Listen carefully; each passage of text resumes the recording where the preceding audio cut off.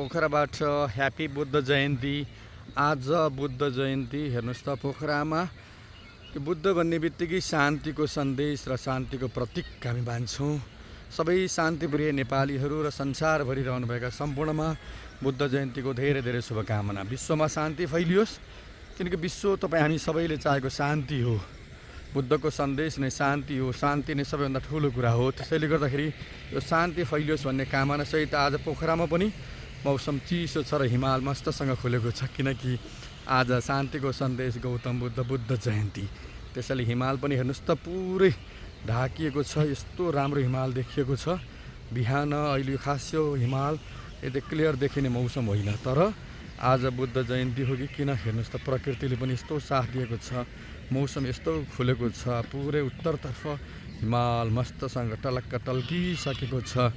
Happy Buddha Jayanti भन्दै यहाँहरूमा सबैको दिन शुभ रहोस्।